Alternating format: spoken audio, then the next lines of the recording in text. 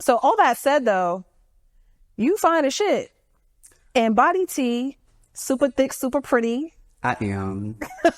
Welcome back to the show, everybody. Today we have an amazing guest. I'm actually very excited about this guest. But before I let you know about the guest, you already know what I'm gonna ask you. Hands up, cash out. Yeah. Link is in the description for Patreon to help support the show. We really appreciate it. It goes a long way. Also, new segment on the show where we listen to your voicemails live. Sometimes it's with the guest, sometimes it's just me. Who knows what we're gonna do with these things? It's fun time. It's a great way for us to engage with you. You get to hear your voice on this show. So you may know my next guest from his Glad Award nominated podcast, That Conversation. Because when it comes to that conversation, he be having them. From healing to vulnerability, trauma, mental health, anything that anyone in their 30s really talks about and cares about at this point. Because it seems as though we are all in the same matrix, it seems.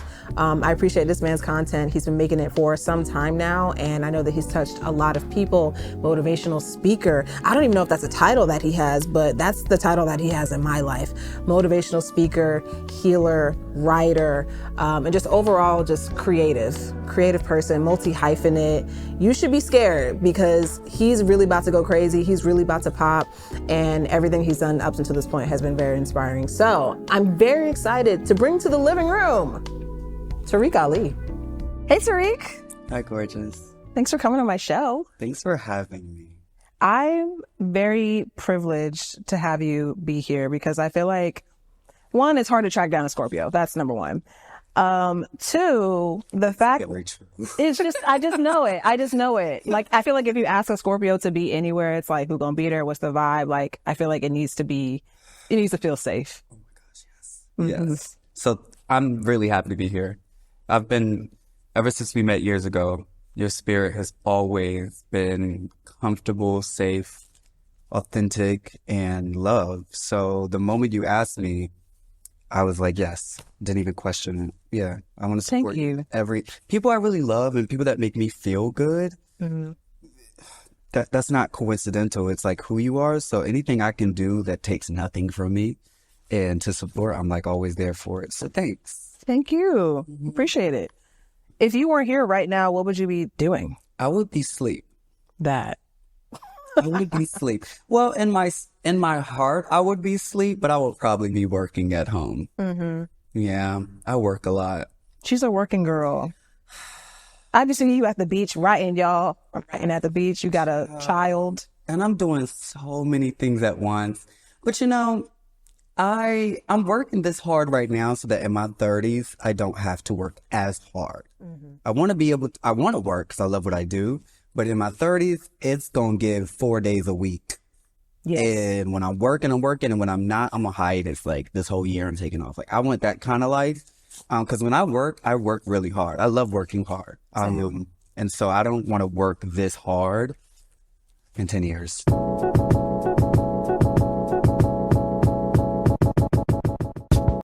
Studios is not only the official sponsor of the Jade Fox Show, but it is women founded and operated, which means it always smells good, there's always toilet paper, and there's always soap in the bathrooms. You know how we do. Here you'll find creative spaces where you can shoot your content, connect with like-minded folks, and as the name suggests, be true. Need somewhere to host your next event? BTS is just one click away. So click the link in the description to learn more about Be True Studios and for booking. And remember the Be True motto. Feel inspired, get creative, and be true. On with the show. Yeah. What is you taking time off? Is it like you in your solitude, you with your friends, you out the country? Like, what does taking time off and just that time look like? What do you prefer it to look like? Okay, that is what I was about to say because it all depends on the circumstances. So, I could do whatever I wanted. Oh my gosh. So right now, I've been asking God, I'm working really hard right now and I want to take a month off because I know I can take a long, long time off, but a month is something I really want. I want to take off a month. I want to go to Costa Rica. I want to live in a small little bungalow. And I kind of want to meet a farmer and help him farm. I love farming. Mm-hmm. I love simple things. I want to be by water. I want to hike. I want to do yoga. I want to write. I love writing. Yes. And cook. I love cooking. I'm a Southern woman, as you'll hear. I'm just, I love those things. That is what a perfect, like, getaway in life would be for Riddy. Yeah. Pretty girl county. Yes. Southern girl. Yes. There are people who don't think that the DMV is the South. And maybe it's kind of like a chasm of like the South and the North a bit. I really call the DMV the South. So where are you from? Virginia. What part? Woodbridge. Okay, that's the DMV. So boom, yeah. So the DMV, I feel like the DMV is the DMV, but like I'm from Southern Virginia, like 757. Got it. Chesapeake, Norfolk. Past Richmond. More south. Under, like the very bottom. Virginia. Underneath. Yeah, North Carolina right there. So I was born and raised there, and then I moved to PG when I was 15. So I claim both, but I wouldn't say DMV is the South. I think Southern Virginia, like, it's a completely different culture. We even have a country accent. We eat different. It's just completely different. Yeah. But I would say that's the South, but not DMV. Yeah. If you could bring anything from Maryland to LA, what would it be? The people. Because get into it. The people. Just like people from the East Coast, I don't know what it is. It's just there's a directness, there's clarity. Yeah. I don't know. I try not to, the good thing about moving a lot is that I've had to learn a lot of different cultures. And so I'm able to see like, okay, this is just my culture and this is just your culture, instead of like making it like, y'all don't do this, y'all so this, y'all ain't right. Because my culture isn't right. It's just what I'm used to. So, and living here, the people on the West Coast are very different. I've met some amazing people. I just think they have a different way of doing things. But I will always, I've just come to accept that I will always feel a culture shock. Because I'm just different. Like, my family is very Southern, so if you walk in a room and don't speak, that's rude. Where I'm from, like Southern Virginia, people will just, if you see someone, you speak. Yeah. Like, you just should speak. And that's how I am. And here, you speak and they look at you like, why are you talking to me? Exactly. I give compliments. I'm nice. Yeah. Just sidebar question. Do you like mumbo sauce? I love mumbo sauce. Okay. Do you? To me, it's a little bit the hype, but it is good. I've only tried it at like the carryout. Okay. Like, which one? Which one? I don't know, but it was definitely in Maryland. I've had it in Maryland and I've had it in DC.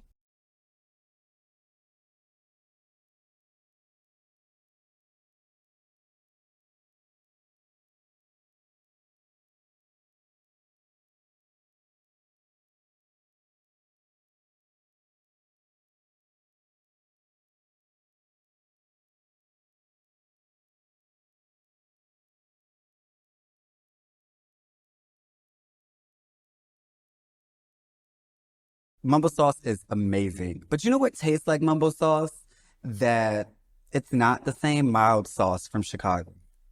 I have never had this. Okay. If you go to a place called Harold's. I've heard the chicken. Yes. And they have a mild sauce that tastes a bit like mumbo sauce. It's a little different, but very similar, and it's good. Okay. So if you like that, you would like good mumbo sauce, because that is what I would compare it to. Got it. Yeah. You a real eater. A foodie. 1000%. I eat down. Yeah, like I keep saying, I'm Southern as hell. Like, my family, we always say, you ever seen soul food? That's how my family is. Like, I was in the kitchen as a young kid. I learned how to cook really early. My family, of the larger family, we are the cooks. So like, we cook, and like the rest of the family come to our home. So I love food. Yeah. Do you use that as a tool to like, cause I know that it's a bit of a stereotype for like women in like heterosexual relationships to like be the cook, you know? Do you use the fact that you can cook as a way to like court your gentleman callers? Like, do you use food and then that ability as a way to like That is so funny you say that, because now I'm realizing a lot of the guys I've gone after probably think that's what I'm doing. Because I'm always like, please let me cook for you. Like, but like I said, that's how we showed love. We didn't. This is why, like, on my podcast and stuff, I talk about so many things that are like shameful, or like mental health, and things that are shameful, because Southern, like, we didn't talk about things we're going through. We didn't talk about emotions. We just cooked. Like, literally the movie Soul Food. Like, that's a real culture. And it's like, so the way they showed love was to cook for you. On your birthday, both of my grandparents, my grandmas would be like, what kind of cake do you want? They would make you whatever cake you wanted. So I show love through food. That's how I was raised. And so dudes I date, it's weird for me to date you and to love you, or to want to love you, and I'm not cooking for you.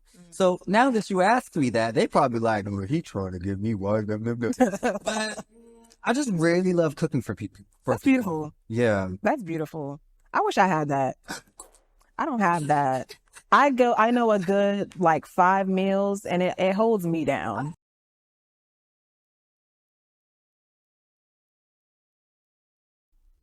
It's a practice. Let me find it. It's a practice. Yeah, because I love cooking for people also because I'm a really good cook. And people don't expect me to be. People don't expect me to be Southern. They don't expect me to be nothing, child. And then I cook for them, and then they'd be like, you know what you do. So now it's like, after people eat my food, they're always asking, can you make this again? Can you make this again? So what's the one thing that will have somebody spin the block? The one thing that you make? Everybody loves my smothered pork chops. Okay. Yeah. I make a good smothered pork chop. Child, put that on some rice or some mashed potatoes if you like. And then I do some macaroni and cheese and some collard greens. Cornbread too. Always got to have cornbread. Like, I always have cornbread made in my house. Okay. Do you make your cornbread from scratch? I can, but I don't. A little jiffy. I'm just, and all my Southern friends be like, oh, you so lazy. It only take 2 steps. Look, I'm just, relax. Attached to Jiffy, okay? It's simple. Add your egg, add your milk. Done. Add a little vegetable oil so you can get it a little softer, though. People don't know that, though. Okay. I'm not a big cornbread fan. I'm sorry. I'm just a big disappointment. You like corn pudding? I've never had corn pudding. Yeah. I ain't never had that. No. Okay. I need to come to your house. You have to have corn pudding, because corn pudding is like cornbread, but it's sweeter, it's softer, it's more cakey, and it has like actual corn in it. But it's so good. It's so good. It's so good. I love corn pudding. So you mentioned your podcast. I want to get into that a little bit. Was there a specific event that motivated you to start your healing journey? Trauma. No, I joke. But seriously, I was in a abusive relationship mentally and emotionally. And after that, it triggered a lot of emotions and grief and pain I had not healed from my mom and my dad. It felt similar because I was really in love. And so when I really decided to love myself first and took myself away from that, it reminded me similarly to my parents. And so I was feeling all of this pain. And I also was afraid of the camera at the time because I was receiving a lot of hate online, like around 2020. And so when I say afraid of the camera, like I would shake, and I'm natural. I've been on the camera for over 10 years. So, I thrive in front of a camera, and I couldn't finish a sentence. I was stuttering. And that's actually what got me into writing, because I was afraid that no one would ever care to see me again. And I was afraid that maybe I ran out. Maybe this is done. And so me going to writing was actually me copping out. But this was God's way of getting me to writing, because he had been telling me to write for a long time. And I wasn't listening. And it got to a place where I was afraid of the camera. And I said, okay, well, I have to get these words out. Something I've learned is I am the voice. My voice is what got me here. And also God gives me so many words to say. And so it's bigger than me. So if God needed me to get something out, if it wasn't going to be on the camera, he said, we're going to get it out another way. And so it was writing and it was the mic. And so I just started the podcast. And that's why the first couple of episodes, there's no visuals. I wasn't recording it.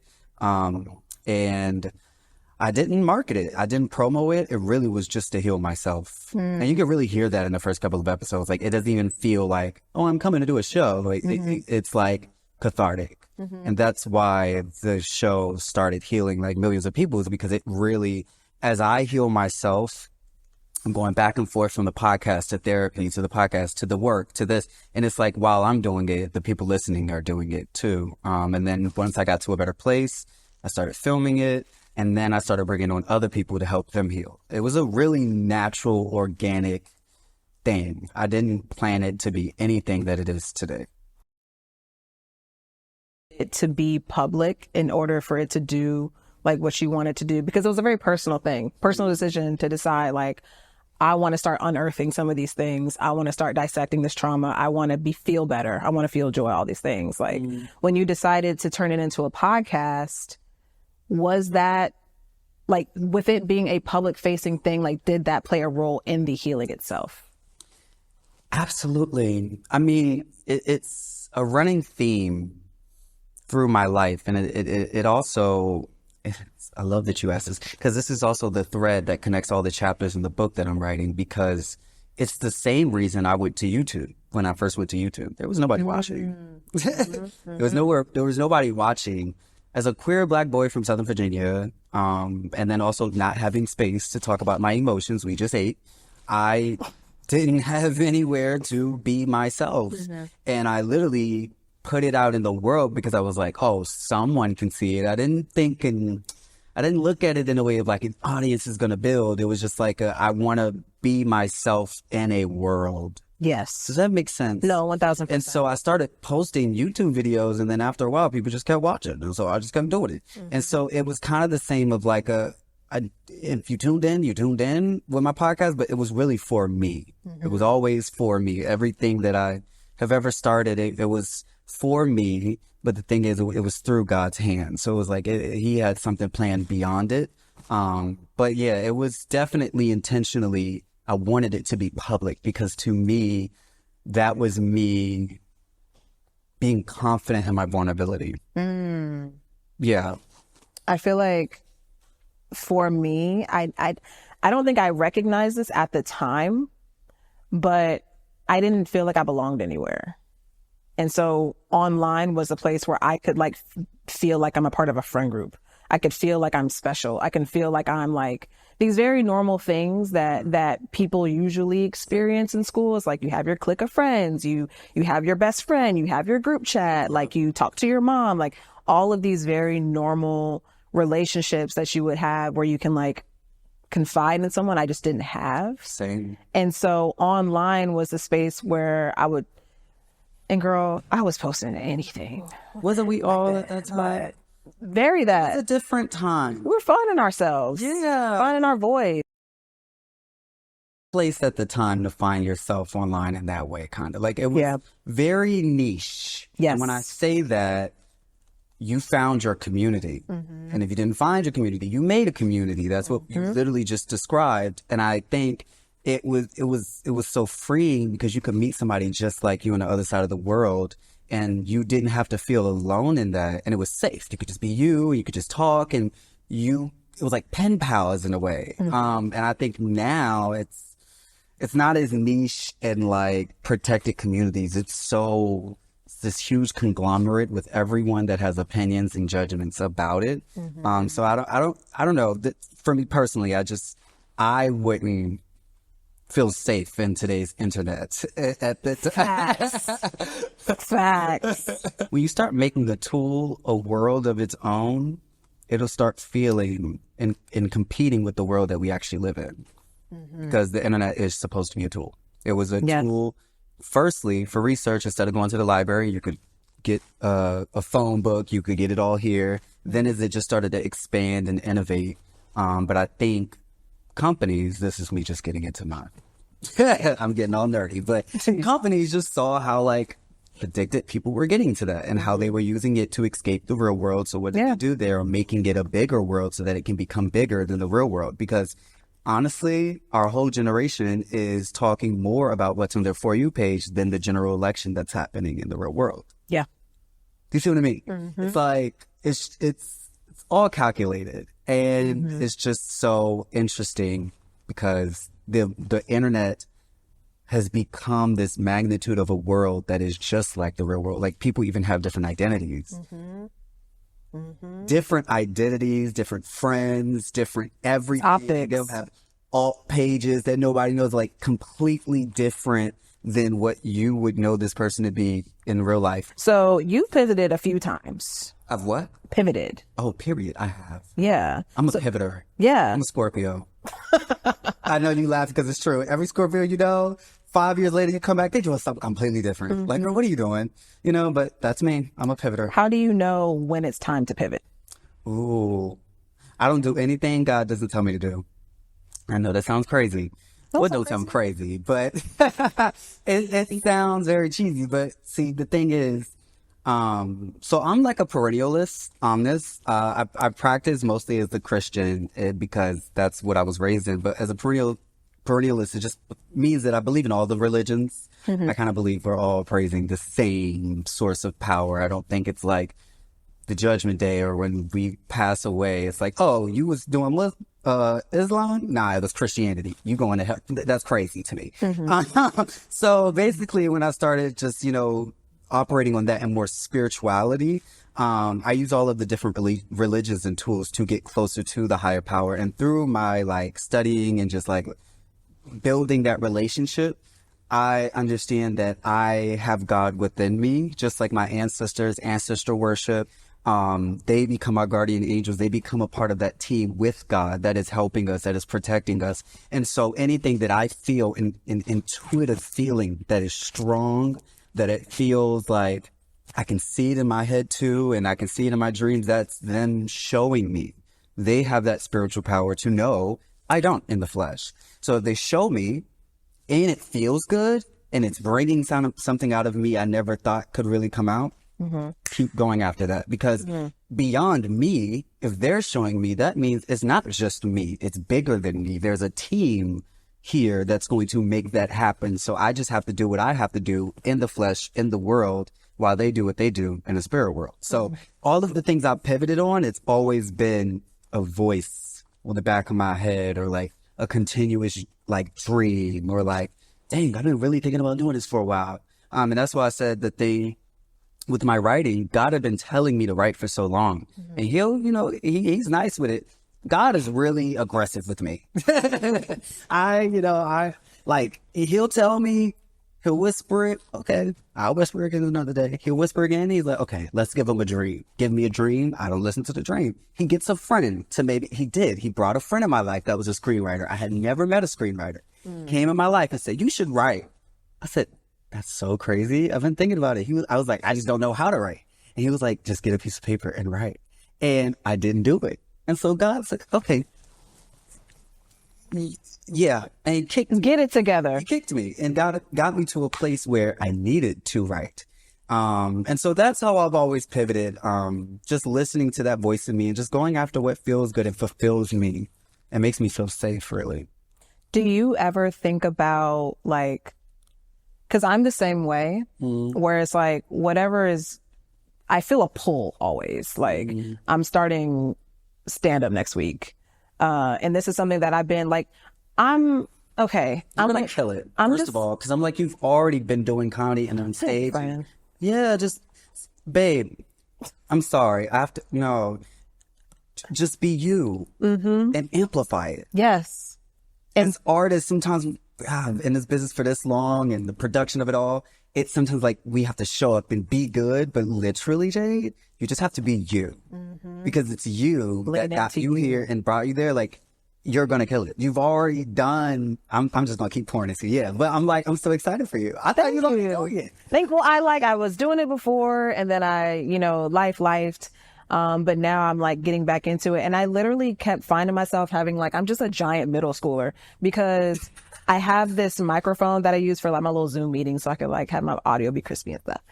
And sometimes I'll just be talking to myself and I'll pick the microphone up and I'm just talking to myself and I'm talking into this microphone and I'm by myself in my apartment. And I'm like, bitch, why haven't you done stand-up? Like, get into it. And I feel like I really resonate with what you were saying about it starts within you first. That little tornado starts in you, and then you just need to lean into it. I think that we look at pivots or like, oh, I want to try this or I want to try this. And if you have the thought, that's all you need. But I also think that when you're not, the stuff that happens in your subconscious, when you're not thinking about it, when friends are mentioning it to you, when you're feeling pulled to like all these different spaces, like, I don't know, lean into that. Yeah. Lean into that. You know, I launched Leap Into Healing a couple weeks ago. Leapintohealing.com is like an expansion of what my podcast does. And like I said earlier in this conversation, like the seed mentality, like the voice, the feeling, the want is the seed. And it's like you water it, it's not going to sprout. You water it again, it's not going to sprout. It's growing. It's festering. It's going to take time, but it's like that's the mindset that I go into with everything, even dating. So if I met a dude today and we hit it off and I really love him in a month, that's great. But can you harvest in a month? Time is an ingredient, not a step. So it's like that seed, you just got to keep watering it. You got to tend it. You got to prune. It's good. So if you're watching, don't watch the crumbs. You got to nurture it. Let it do its thing. So that's why I'm happy for you, because the more you just keep pouring into that, the more it's just going to dominate, and just like the plants and the fruit will just be around you. I'm so happy. Yes. I feel like, so I'm 32. How old are you? 26. 26. You're 26? Everybody does. Okay. Everybody does that. I love that. You gotta keep that right. Everybody does that. Yeah. That's crazy. Yeah. Okay, so then let me ask you this. Launch this business, Leap Into Healing, kind of like stepping in and occupying a space in other people's lives to help them heal. Would you call yourself a motivational speaker as well? I identify as a healer. A healer. At 26, which is pretty young, like what makes you feel confident to be able to say that I'm going to start this business and I can occupy this space in your life to help you heal at such a young age? Ooh. 7 reasons. I have a packed answer. Several answers. Okay. You know, a question I get a lot from people all ages that are entrepreneurs or just trying to find their passion. People, you know, we're raised in a society where people want you to do whatever you're best fit for in terms of your skills, right? So if you're tall, you should play basketball. Or like, oh, you're really good at math. You think about engineering? And, you know, I think that, you know, people, they'll do these jobs, they'll become a doctor, they'll do whatever, all these things that are successful, but they don't feel full and they don't find their passion and their purpose. And what I always do is I say, instead of keep looking forward at what it is, look back at everything you've done.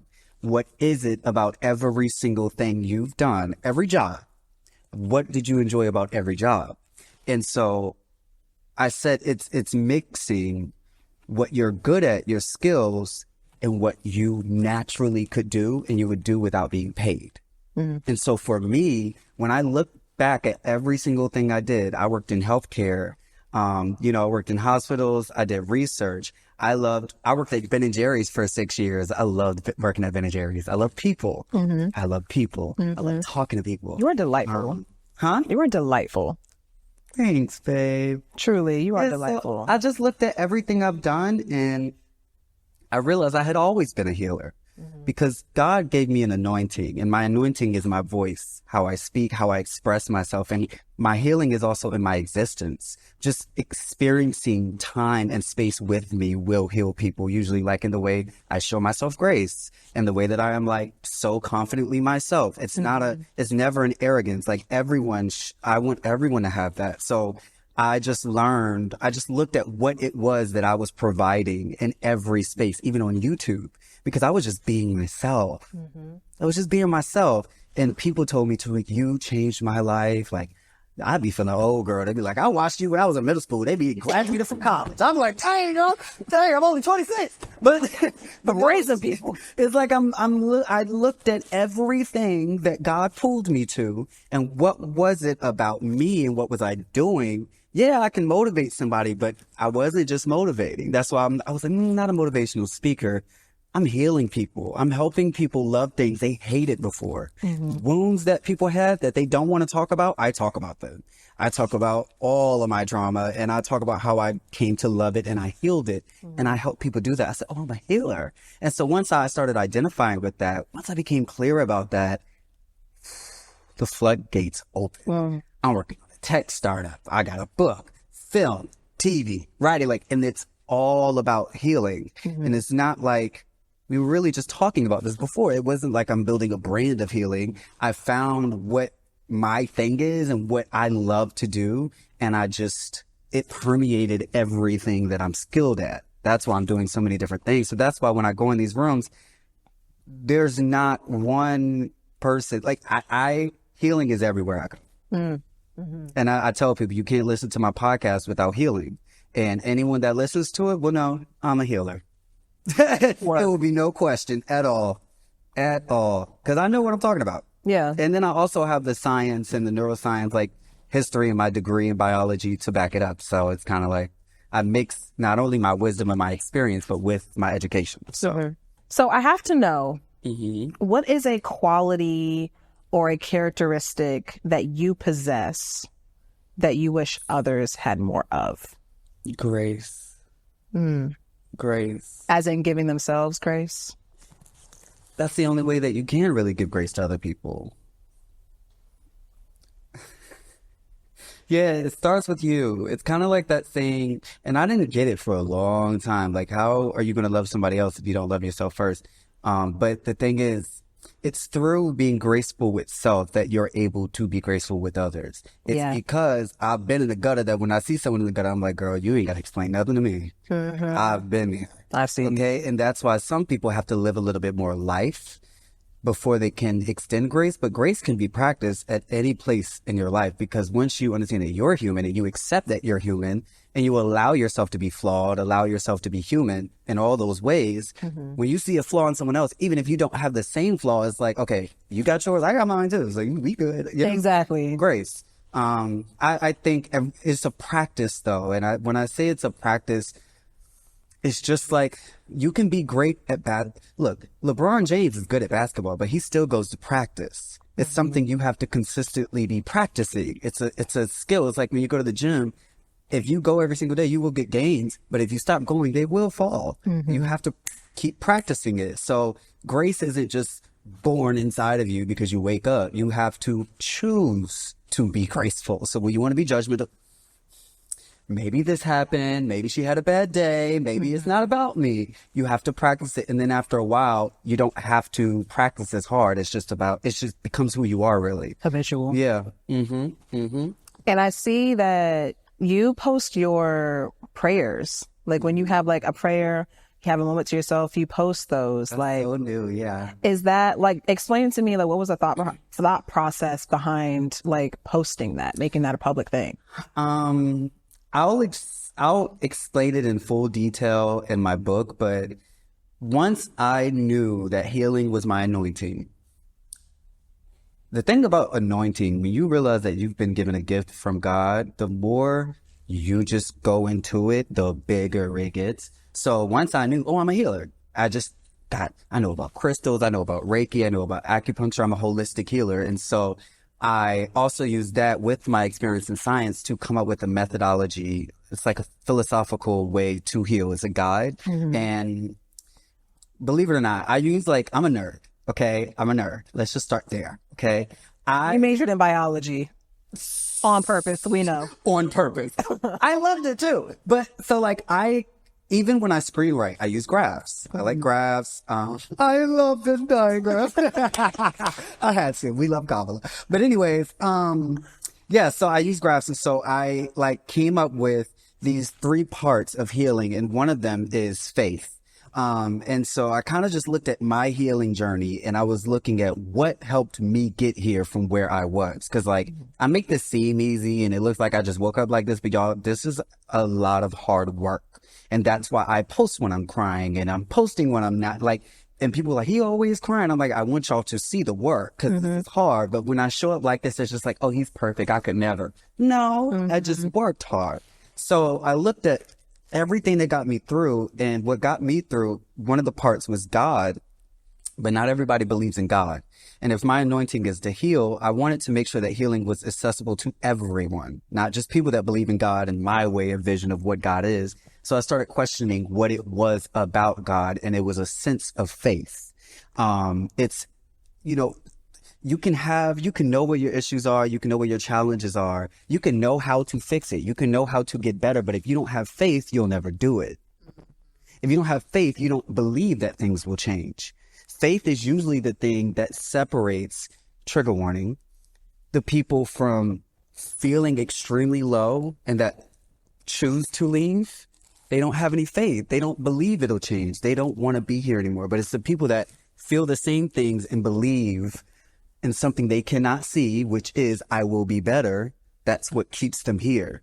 So knowing that and coming to that learning, of my methodology, being that faith is one of them, I want to always just show how I am faithful.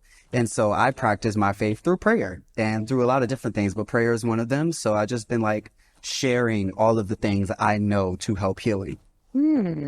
I love that. How do you navigate, switching gears, how do you navigate feelings around desirability as a Black queer man? Ooh, I would love for you to get as literal and specific in that question as you would like.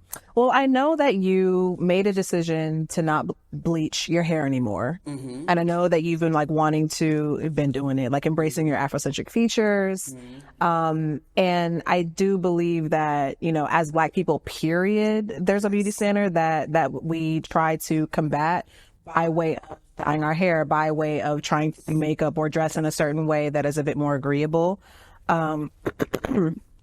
But, within the queer community, we have all of these different categories, all these different labels. And so I find that sometimes it's hard to have confidence in the way that you look and believe that you are worthy as a Black queer person if you fall outside of the stereotypical visual of what each category looks like. And so I guess I'm asking, how do you feel now?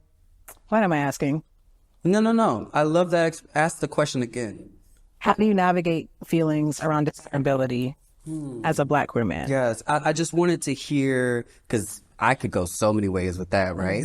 I wanted to hear where you were coming from with that question, because for me, like I said, I worked really hard for this confidence. I was, trigger warning again, suicidal in middle school ages, right? So I hated everything about me. I had body dysmorphia. I was obese younger. I had an eating disorder. I was starving myself, so many things. So the only way that the only thing that kept me here was God, and I did the work to love myself. And the thing is, once you do the work and when you intentionally set out to love yourself more and you start loving yourself more, I love everything about me. So desirability does not... You don't chase it. It doesn't guide my existence. And that's only because now that I love myself this much, I want whoever I end up with to love it the same. Yes. Does that make sense? Yes. Because I love me for who I really am truly, in my bedroom alone and in public. And so I want to feel that love from another person. And I think when we change ourselves to be desirable, we are changing ourselves to be more of a product for what someone wants to buy. But I don't want to be something that you think. I want to be who I am, and you love that. That's how I'll get authentic love.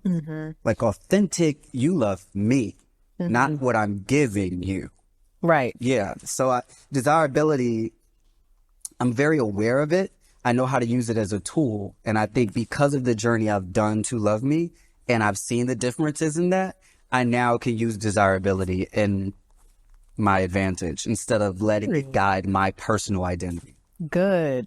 I feel like that's such a journey that every queer person needs to go through. Yes. Because, you know, speaking as a Leo, I've always loved myself. I've always been very into me. And it wasn't until I came out where I started to second guess that because I didn't fit the category. I didn't fit, you know, it's like I'm a little masculine, but like not as masculine she wants me to be. Or like I'm this way, but I'm not really attracted to girls like you, but like you're different. You know what I mean? It's just I didn't feel comfortable anymore because the standards weren't up to me anymore. Yeah. They were up to this whole ass community. Yeah. And so I feel better about it now. I'm definitely more confident in myself now. And you're absolutely right. When you start, focus on yourself, boo. Focus on yourself. Dress how you want to dress. Present yourself how you want to present yourself. Like makeup, no makeup, hair, however, do whatever you want, because the people that see you, because you don't want everybody. You don't want everybody. You see, this is where my like, in my mind, I'm like, you don't need nobody. Like you good by yourself. Like, but I'm trying to. I'll bring you on my couch. I'm like, do for yourself. Because really, you have to first believe that you deserve love. And you may not. You may not. The thing is, why would someone else love you if you don't love you? Yeah. So you really have to start with loving yourself. And so when you do start loving yourself, then and there's so much that goes with love. It's providing grace, patience, acceptance, allowing a person to mess up, allowing a person to have flaws, disorders, disabilities. Like you have to make space for all of you. And when you make space for all of you and you love all of you, you will attract someone that loves those things too. Yes. Yes. So you have to make space for those things that it may not feel right, but it's you. So if it's you, you just got to love it. That's the only way, really. Because what's the other option? You create a product, you become a product, and then you have to, every day it'll feel like you're going to work. And that's not fun. Kind of like how we felt before we came out. Yeah. Very that. But, so all that said though, you fine as shit. And body tea, super thick, super pretty. I am. I am. And it makes it hard for me, but good in some places. How does it make things hard? What do you mean? I don't know. Guys are intimidated sometimes. Oh. I need to stop using that word because every time I say that, I feel like people have a wrong understanding of what I'm saying. What I'm saying is that guys, I seem unreal. I seem unreal. And I'm like exoticism? No, like in the way, I hate the word exotic because being Black.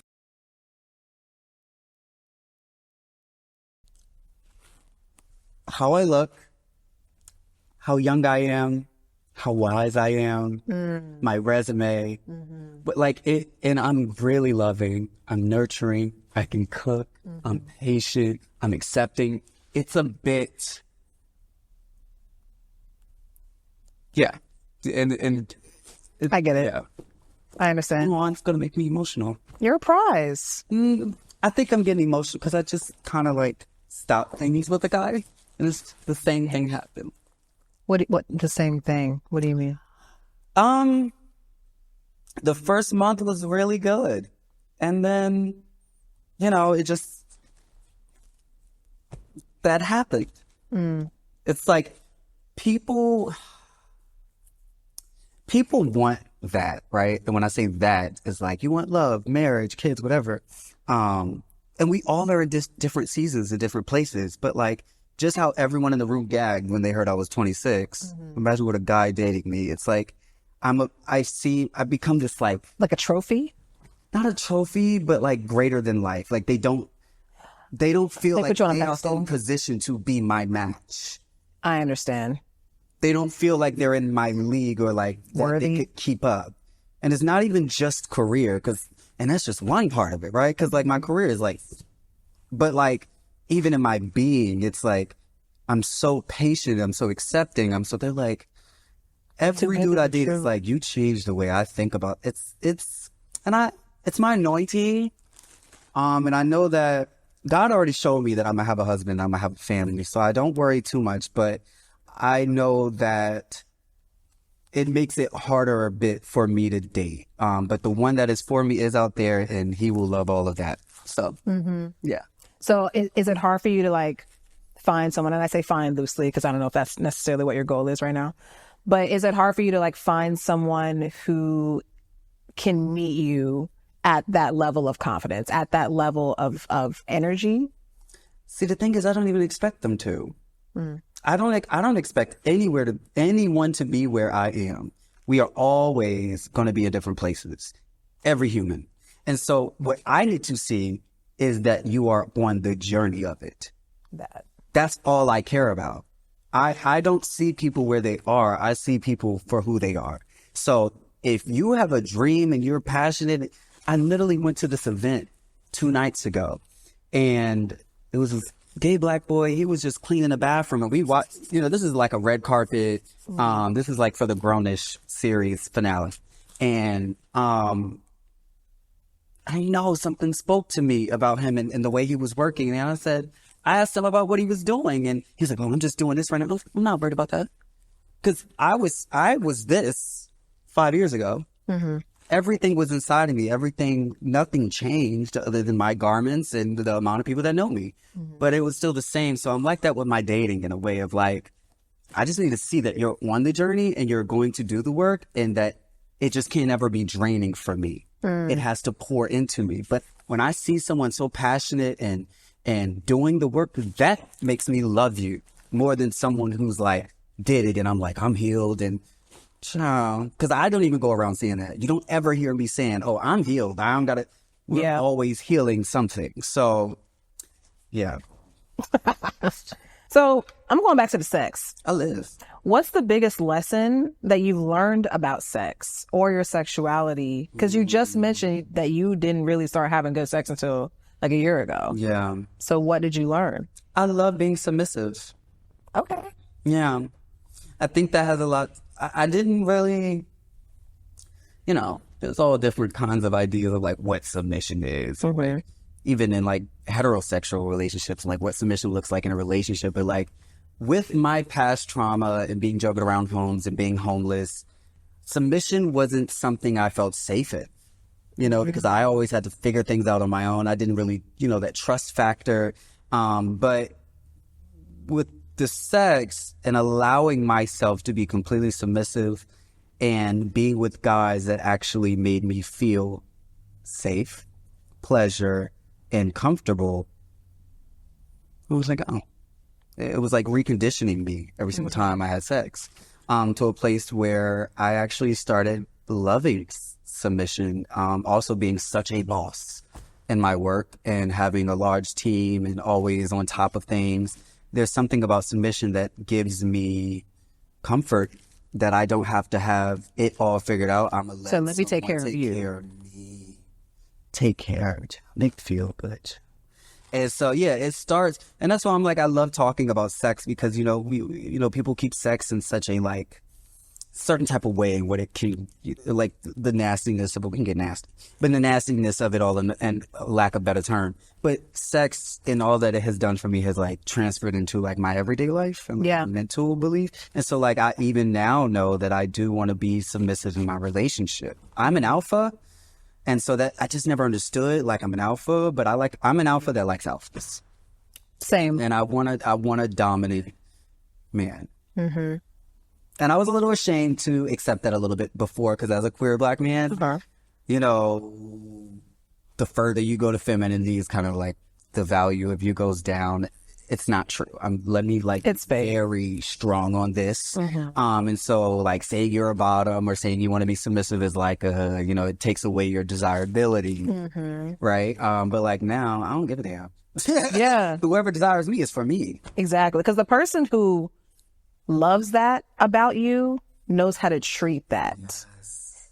Because I'm the same way. Like, I like, how do I say submissive? But I will let you lead.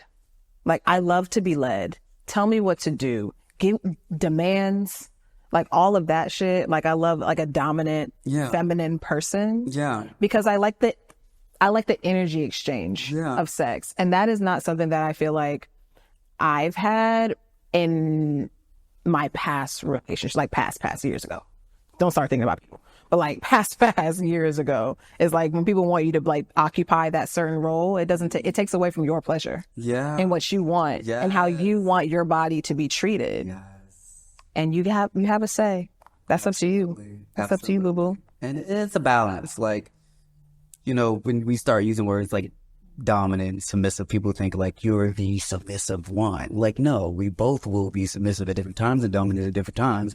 It's kind of just more so of like where I know I feel comfortable in what I want in a partner. So I would like a man that leads. But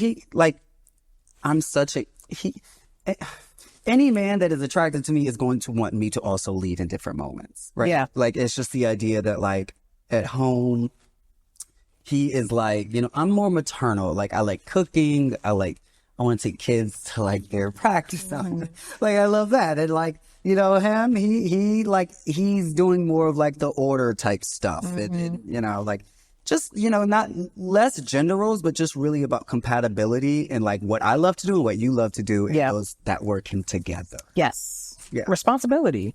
It's shared responsibilities. Like, it doesn't matter who is doing what or who looks like is doing the task. Exactly. It's just about filling the gap. Exactly. Doing what needs to be done.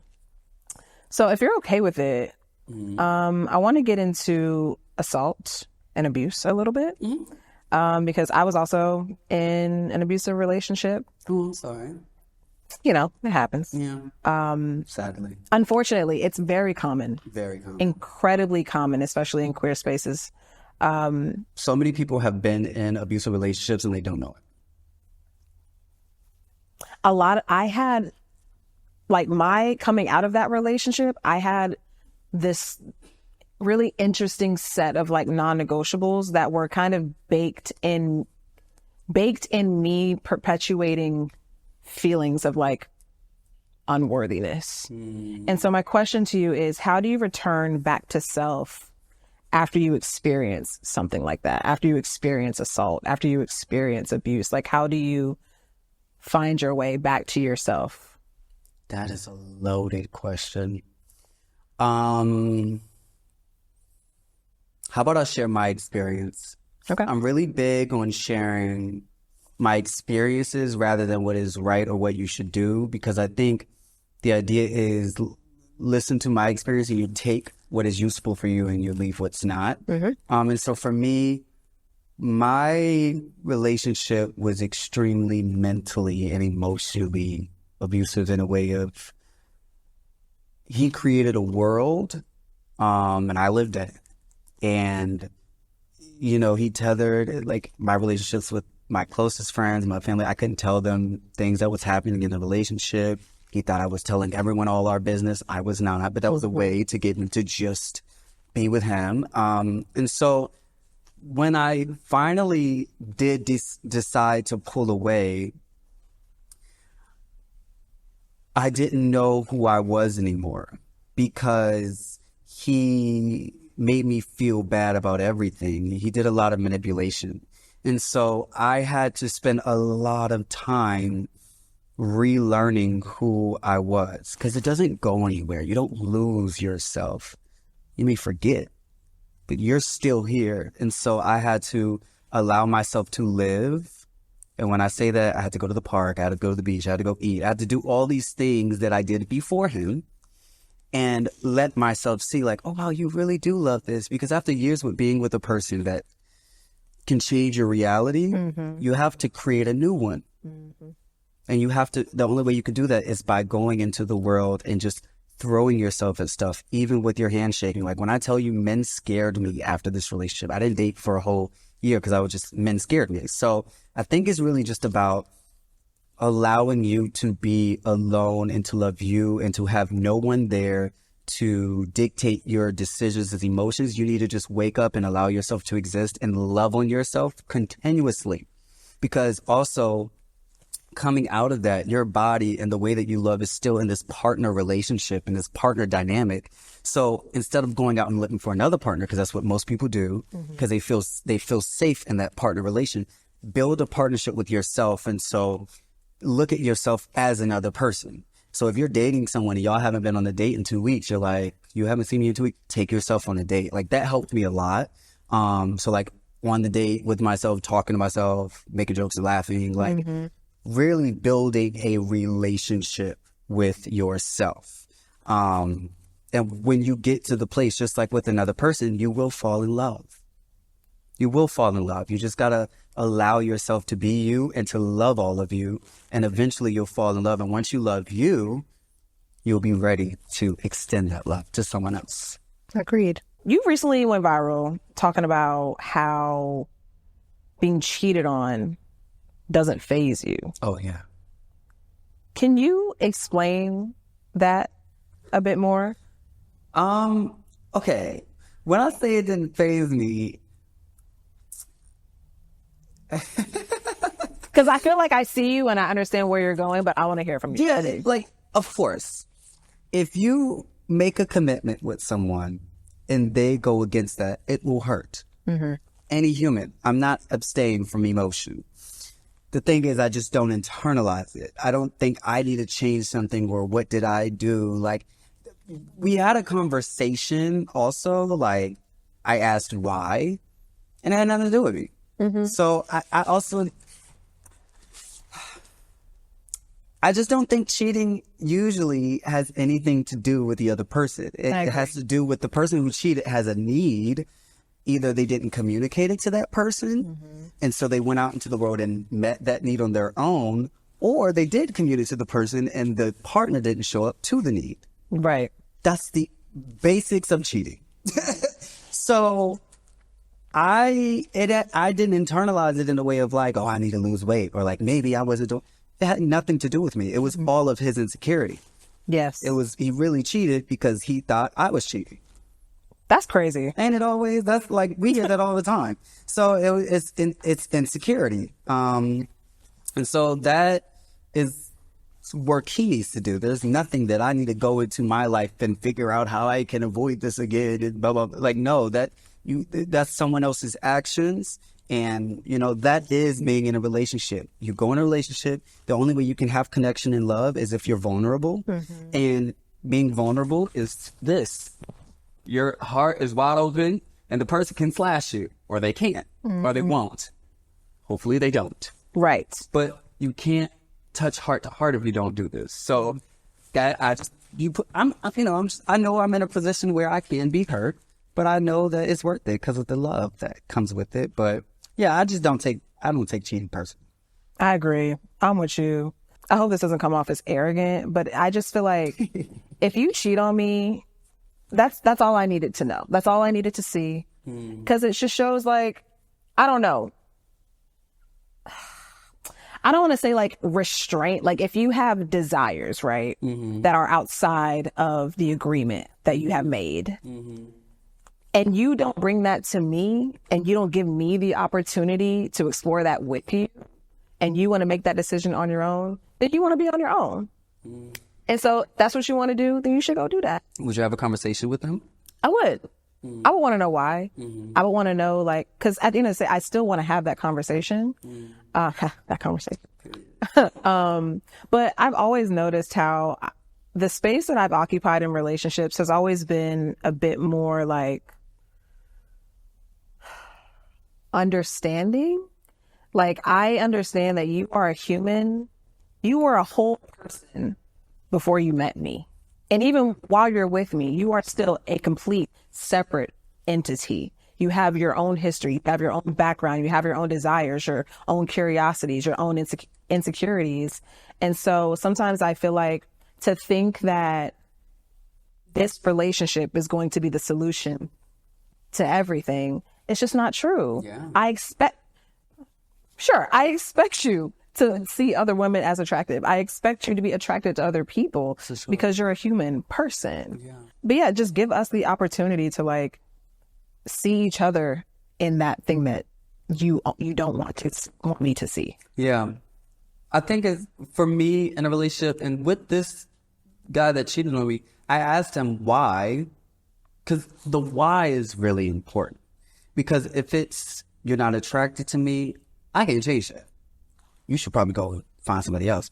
If it's because you want to have sex with other people, okay, then it becomes a thing of like, am I open to an open relationship or polyamory or whatever? Right. It's like, it's all about the why. Okay. It's just the need is you felt a need to go and have sex with someone else or whatever with someone else. And so why? And for him, it was because he thought I was. So I was like, oh, so that's just your insecurity. So what I need to know from that point on, I'm less concerned about the cheating. Yeah. I'm more concerned about the insecurity. Yes. Because if we don't get to the root, there will just keep being more weeds. So I needed to hear that you're going to work on that insecurity. That's what was my determining factor of getting back in a relationship, because you're human. Mm-hmm. You had a moment and you were very emotional and whatever. Okay, boom. I don't know. I'm just really graceful. And you know, not in a place where I'm not graceful to a fault, where that doesn't harm me. Mm-hmm. That doesn't drain me either. Like I see, the way that I see it also is that your sexuality doesn't go away when you get in a relationship. No. If I walked in this room and I wanted to have sex with you, just because I get in a relationship with you, you think I don't want to have sex with them no more? Mm-hmm. That doesn't go anywhere. I'm choosing not to because of the commitment I made, right? So I don't expect people's sexuality to go away. And then at some point into a relationship after being monogamous, you're like, can we have like free passes once a year or something? You know, like I'm open to the idea of sexuality and a human doing that, but some people can be and want to be monogamous all their lives. And so I'm just really understanding of all that. So I don't really take that personal. It's just our being. We're human. So I just make space for our humanity. And so same. Yeah. That's important. As a water sign, what is the first step to understanding your purpose in life? Because I'm a little lost. I'm not gonna hold you. It has to be beyond you. It has to be. Your purpose will feel like an anointing, and what that really means is it's been placed on you. It is natural to you. Like even in the way I speak, you know, sometimes you would think I probably wrote it down before, but it'd be surprising me sometimes. I'm like, oh, I ate that. That's an anointing. It's a natural. You just do it, and you got to look at what that natural anointing does for the world or for people. And so some people's anointing is being very, very good at like managerial, like managing chaos, managing a lot of people. Like some people, like a lot of people who are like mothers of a lot of kids have that. And then you'll notice that they also are managerial in their jobs because they know how to like, okay, you go do this, boom, boom, boom. And it helps other people. You know, a lot of CEOs are the people that make the most money. They can't do that without certain people on their team. So it's like just looking at what naturally comes to you, and that causing a shift or making a noise in the world. I think that is when you will find your purpose. And I think when you do, when you start owning it and just the closer you try to get to it, the greater it will become, and you'll feel like a freaking superhuman. Like I literally, it's so funny when you asked me earlier about people that may question my healing. I mean, there's literally not one person. I could sit down with Oprah trying to go against it or whatever, and I am so confident in it because it's an anointing. Like, I literally, God will put me somewhere and I'll heal someone, and it's beyond me. It's like, it's so spiritual. So, yeah. We are going to play a game. Okay. Called Serve or Swerve. Okay. And I'm going to show you 5 photos of yourself, past and present looks. Okay. And you have to let me know, was that a serve? Or we could go back and swerve on that one. Okay. Okay. Ready? Oh, that's a song. 1,000%. 1,000%. This is one of my favorite looks. The body. I was so hungry. Baby, I was in Pilates every day. You look like a macchiato. Amazing. I look amazing. You look great. I love the butch of it all. Yeah. This is a serve. This is a serve.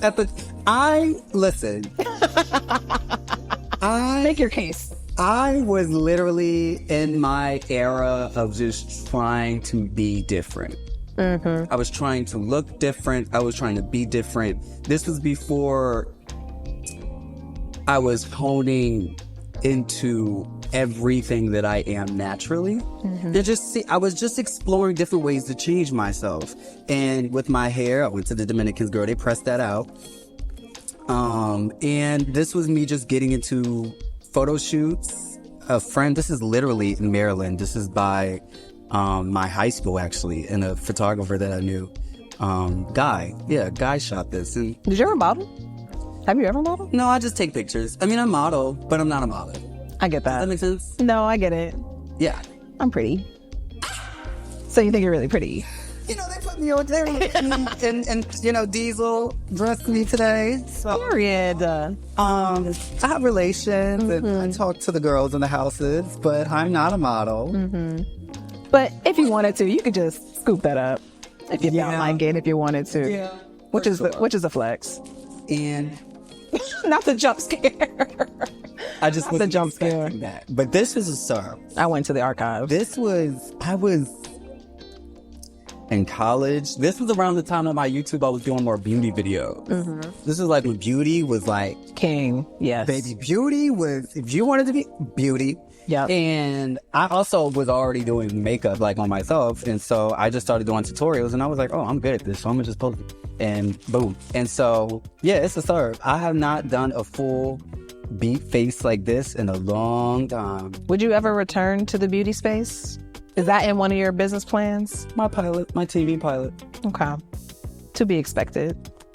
I use everything I've done to go where I'm going. So like, I don't leave anything behind. So yeah, the TV pilot I'm writing is about the origin stories of influencers. And because the beauty industry, I think beauty is like what generated this generation of like influencers. Like that whole era, Jackie Aina, James Charles, like that, all of that. Like it was a moment, girl. It was. And I think I want to send a love letter to that time. It was such a special time. And so it just followed like all of these different YouTubers, like YouTubers, like going to the camera store, DSLR cameras, like us doing it in our living rooms. It shows that. The G7X. And it goes from 10 years to the present. So Yeah. That's beautiful. I'm excited. Yeah. I love this picture. A serve. I'm not even gonna lie. Can I tell you something? Sure. Can I tell my truth? Go ahead. When I saw, because this isn't the first photo that I saw of this fit. It was like you were sitting down and it was like a more close-up photo. And I was like, I've never looked at Tariq this type of way before.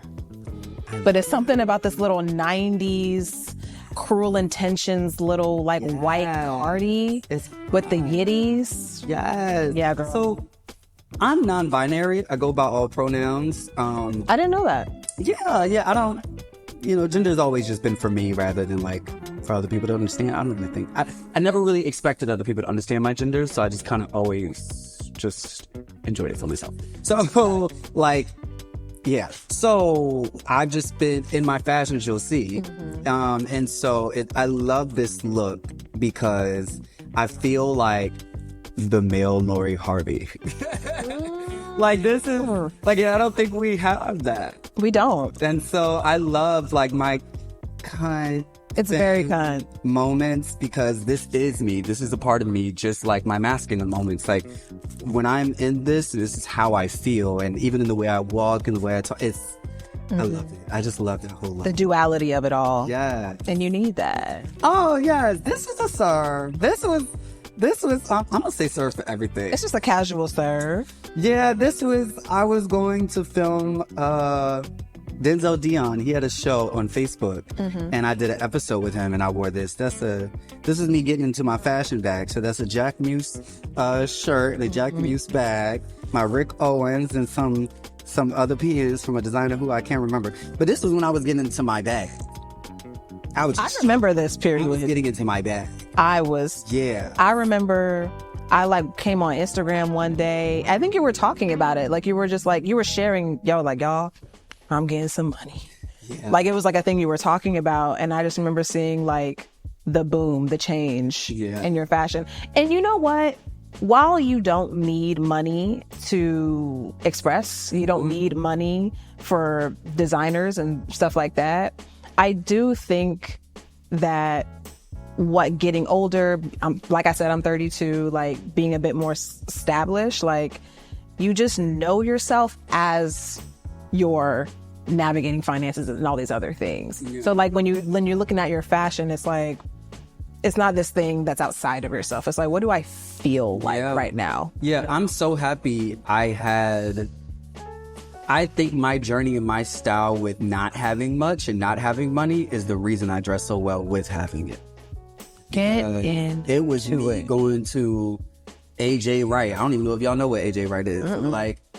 Like very Marshalls and like TJ Maxx and places like that, and making a look out of that, making them pieces look anywhere. So I needed to go through that, and I also needed to look a mess a lot of times, because style is about trying new things and figuring out what you are and aren't.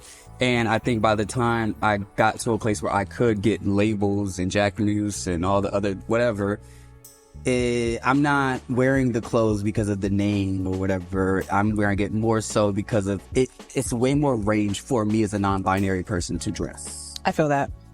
You know, so I feel that wear a lot of women clothing, and people wouldn't even know because of just how it looks on me. But most of my clothes actually, they have more variety, and then all of that. But yeah. Okay, next. Oh, that was the last one. That was the last one. Oh, you did me good. Do you have I know it was hard to find a bad picture. I didn't find any. I was like, I'm not trying to like, do a thing, but you just always look great. Please. My friend. Well, thank you for coming on my show. Thanks for having me. I really enjoyed this conversation.